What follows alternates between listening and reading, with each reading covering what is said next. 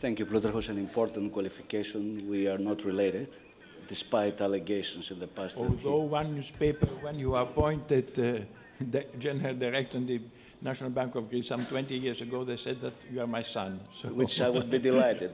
But unfortunately, I didn't have that opportunity in my life, and I'm only deeply respectful for knowing you and being a colleague of yours, Mr. Thomopoulos. So I come from the industry. I had the privilege of being in senior manager position at 2 systemic banks out of the 4. And I also had the privilege of being at the time of Mr. Thomopoulos while this massive consolidation that really took much of the unwanted and dangerous overcapacity of the market was taken out during the crisis. And now I'm in a startup bank, so I have the opportunity and the privilege and the luxury to look at the issues of the systemic world from a different perspective.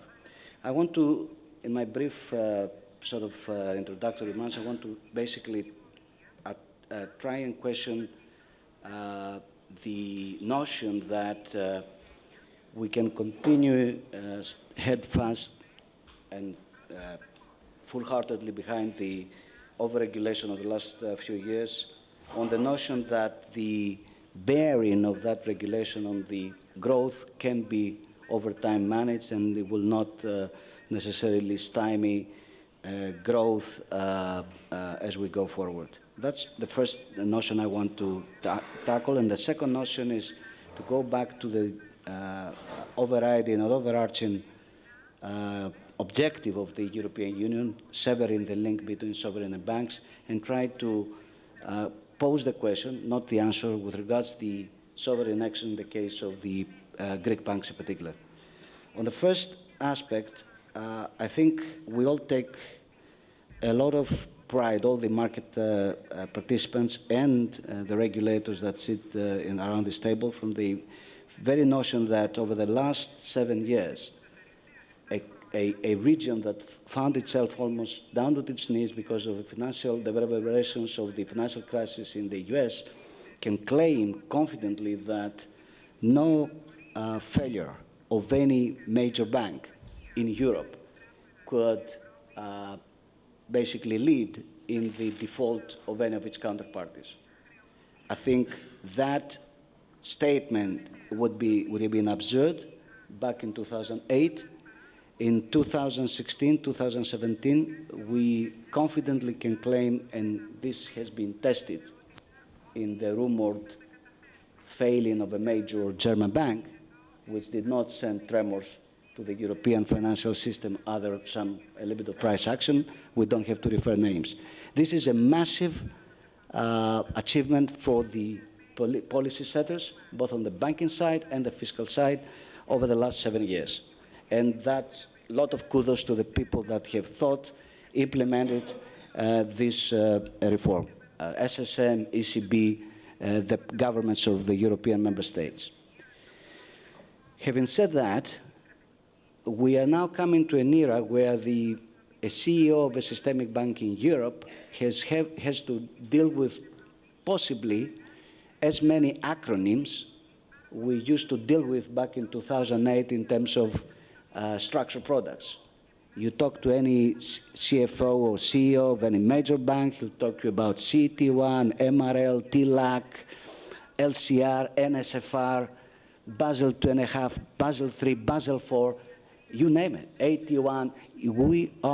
We've ended up with a situation where banks are managed by reference to interrelated regulatory KPIs rather than respect to the fundamental risks and management of the fundamental risks. And unless we are strong believers of the notion that economic risk management can be taken over by wise, ever omnipotent authorities that can kind of straitjacket the vagaries of financial risk into those very sophisticated regulatory systems, I believe that we run a major risk over time to stifle growth progress through this overregulation. just to give you an idea, I think we've seen myriad of studies on the quantitative impact of Basel IV.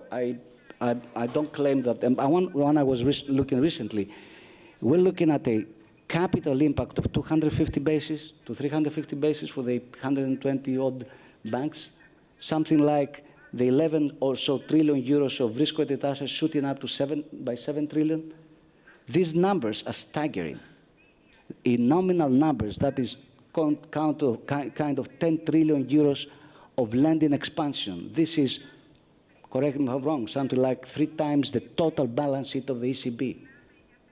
So regulation over the next 10 years will knock off credit growth expansion, credit growth capacity of this system, something like 3-4 times the ECB's balance sheet. So I'm not suggesting that over time we should not raise the heat in terms of regulatory standards, compliance standards, capital levels, but we should not work on the notion that there is an infinite capacity of the capital markets to plug whatever hole we create through our very genuine belief that more capital is better for the banks, is better for the economy, is better for the societies.